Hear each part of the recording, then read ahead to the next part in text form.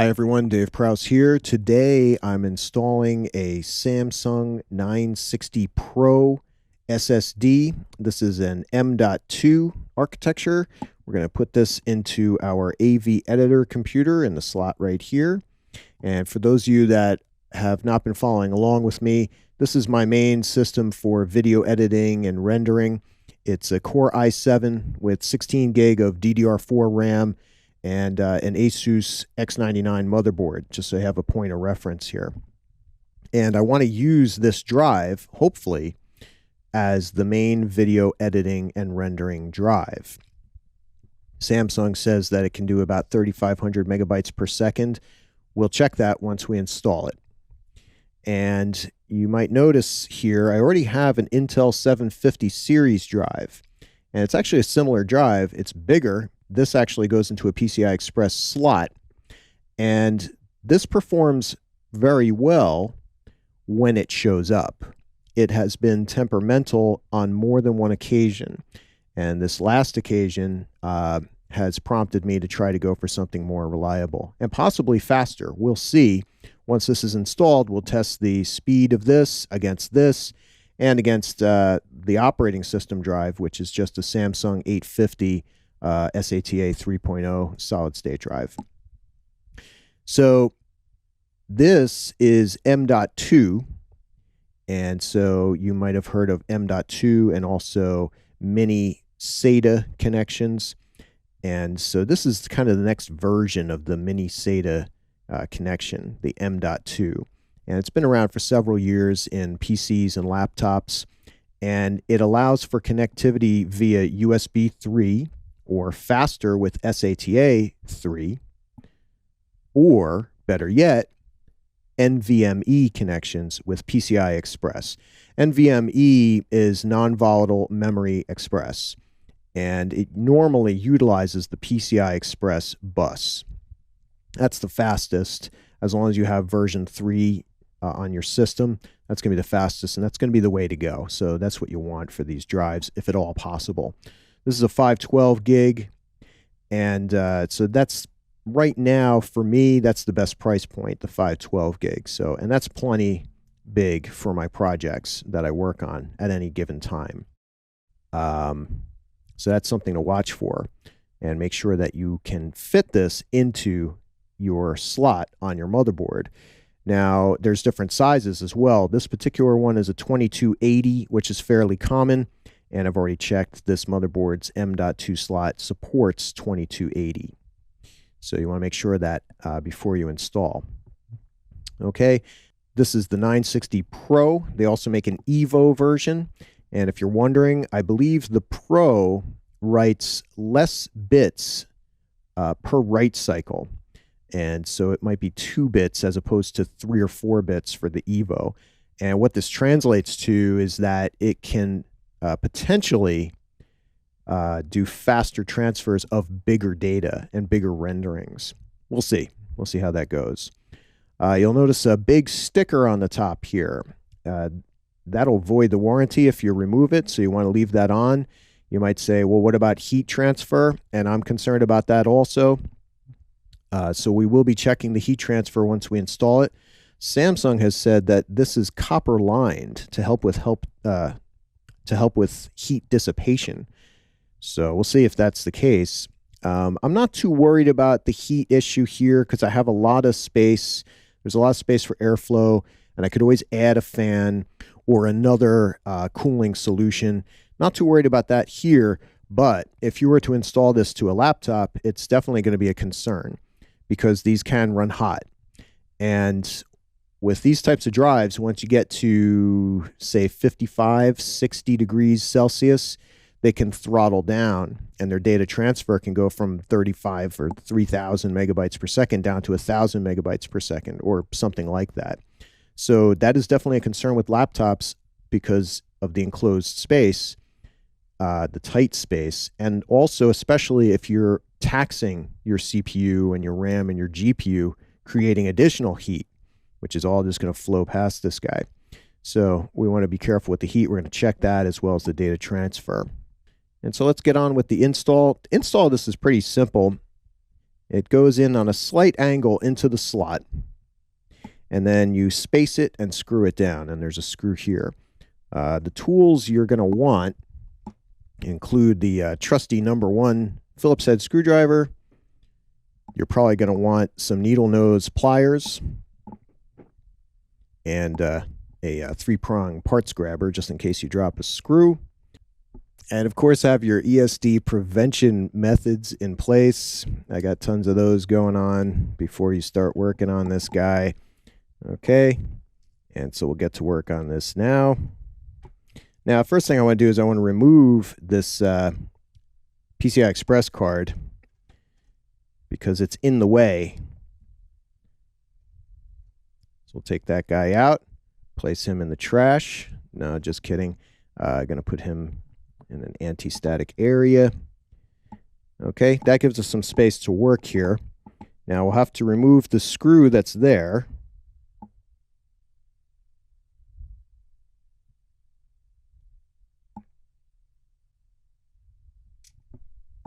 Okay, and if you drop it, just use the 3-prong parts grabber. And if you look at that screw carefully, you'll see it's a screw screwed into a spacer, which then screws into the motherboard. So we need to detach the screw, and that's where those needle nose pliers will come in handy. Okay, so we've zoomed in here a little bit, and you see this is where I took the screw out of. And the M.2 connector, the M.2 card can have different sizes. So they give you different screw holes for this, depending on what size you have. We have this size here. So we'll screw that in. You might not be able to see it, but I just screwed in the spacer there. Then we can put the card in. Okay, hold that card by the edge. We'll put it in at a slight angle. Find the right angle and just push in slightly. There we go. Once you find that angle, it should just kind of hang there. Then you can push it in a little bit further to make sure it's got a solid connection. We'll press that down and we'll start the screw in. Okay, and don't over tighten. Just tighten it enough so that it stays in place. Don't want to over tighten because it will be generating heat, and that will cause contraction and expansion. And so you want to be careful with that. Don't tighten too much, and make sure that we have inserted all the way, of course, before you do screw that in. And we look good now with this guy. I'm going to put the other drive back in. Okay, and I'm checking this also. The drive is not touching the other one. That meaning the Intel drive is not pressing against the Samsung drive at all. We want to make sure about that. So we're looking good, and that's the physical install. That's basically it. And so now we're going to boot up the system and take a look at what we have and do some testing and see what we see. Okay, so we closed up the computer, booted it up, and it didn't see anything. In fact, the Intel 750 was gone as well, so that was fun. Just a little troubleshooting to do with that, and basically all we had to do was pull the Intel 750, and then I reset the BIOS to the optimal defaults, just to the defaults, restarted, and it saw the Samsung, the M.2 drive, and then it showed up. The storage controller showed up, but it showed up as a Microsoft drive, a Microsoft controller, or a Microsoft NVMe controller. So I already went and downloaded the driver from Samsung, got the NVMe driver. I also downloaded the Magician software and the installation guide. And the installation guide is interesting. Lots of interesting information on there. You can install these as PCI Express cards or as the M.2 like I just did. And you get lots of different information here about that. And a couple things you have to watch for. First of all, on my motherboard, if you install the M.2, your last PCI Express slot will then be disabled automatically. Now, the Intel 750 was not in that slot. That was in the, I believe, the third of the PCI by 16 slots. And so that was just another fun issue with that drive, with that motherboard. But anyways, you want to make sure that you aren't using anything in that last slot. In addition, you want to make sure that you're not using any RAID when you're installing the driver. If RAID is running, the Windows might not see the drive at all. And then you want to make sure that other settings like NAND are set properly. And if you want to boot to a drive like this, you may have to do some additional configurations in the BIOS or the UEFI. So you got to keep that in mind. So I've already downloaded that, and it was a basic installation, and then it changed over to Samsung NVMe controller. And the disk drive is here. It sees the drive, SSD 960. And after I did that, I shut it down and plugged the Intel 750 back in. And here's the driver for that controller. And here's that actual drive. So we've got all the drives here. This one's where the operating system lives. And that's just a 250 gig SATA 3.0 drive. And here's the Intel 750, and here's the Samsung 960. Okay, so it sees the drive, but we still have to initialize the drive. And to do that, we need to go to Disk Management. And you'll see here's the operating system drive with a C volume and an E volume. Then we have, this is G, where my media is, and video files. That's the Intel 750. And here's the new one. That's the Samsung. So we have to right-click on that, initialize disk. And normally I'm going to be doing this as GPT. So we'll do that. And we're actually going to make this one drive letter, one volume. So we'll right-click on that, new simple volume, and just use the entire amount. And we'll call this guy H. And we'll call this Media 2. And finish. And there we go. NTFS Media 2 is online. And we see here 100% free, and it's healthy. Let's bring up the File Explorer. And indeed, we see, here's our C drive. Here's our Intel 750. Here is our Samsung 960. So we're in good shape with that. All right, so here's all three drives in Device Manager. And first, the operating system drive. I tested this already. This I tested with Crystal Disk Mark, and if you look now, you'll see that it did about 548 megabytes reading and 532 writing. Not too bad for an SATA 3.0 drive. But then if we look at the Intel 750, we'll see a huge increase from that because, again, this is NVMe. It's PCI Express version 3. And you see that this was a read of 2372 megabytes per second and a write of 1047 megabytes per second. And both of these are idle, by the way. And so now that I have the new disk initialized and formatted, I'd like to do the test for that guy. Okay, so we'll bring up Crystal Disk Mark once again, and we'll pick our H drive this time and start the test. And again, this is idle, so I'll probably do some additional tests and place the info, the results of those, within the article for this video on my website. But we can already see that we're upwards of 3118, 32. Let's see how high it goes, because Samsung said 3,500 megabytes per second max. You almost never get the max, even with a fast system. But there are ways to tweak these drives a bit. Okay, and we'll let this test go until it's finished. And come back in just a minute.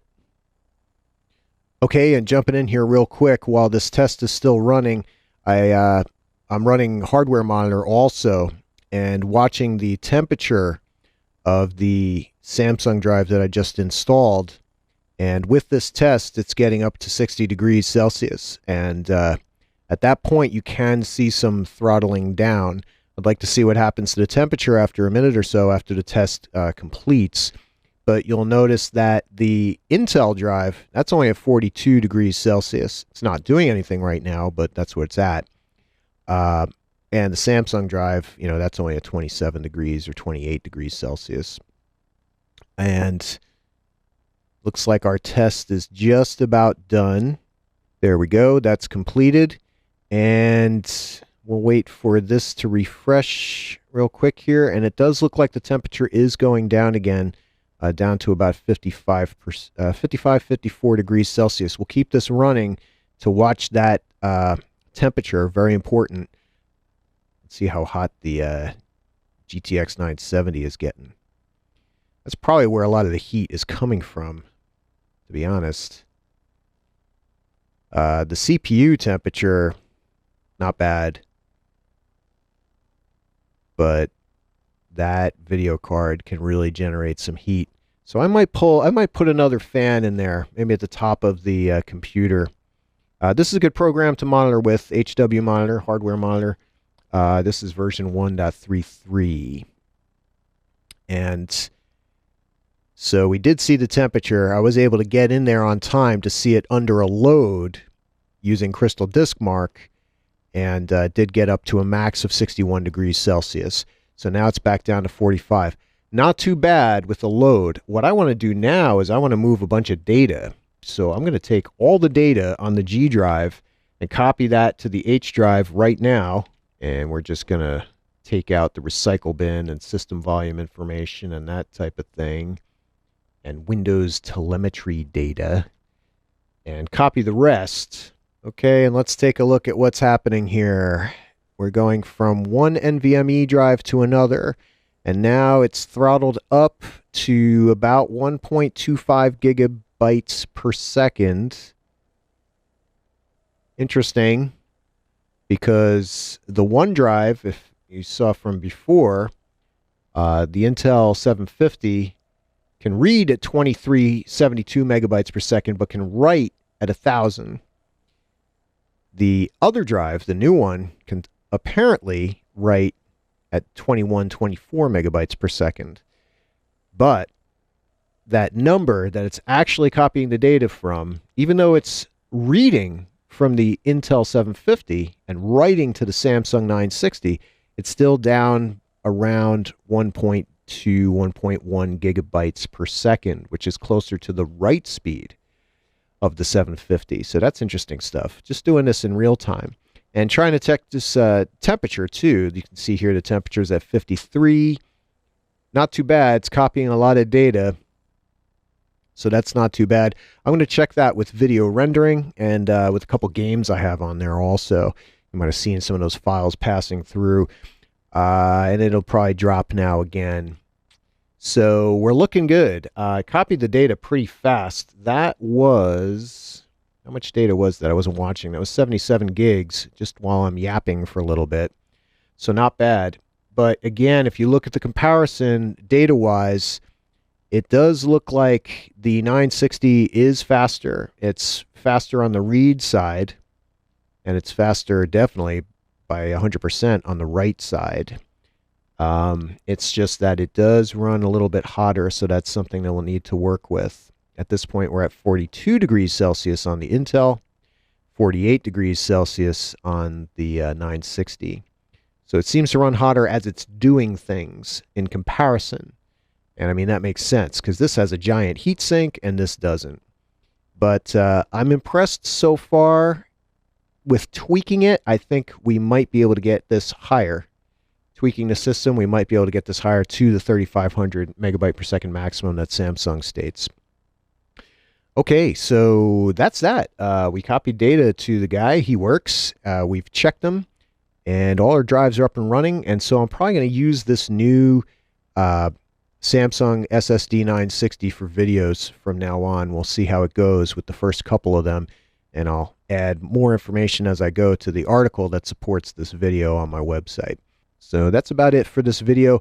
These videos that I do are meant to support my A+ books.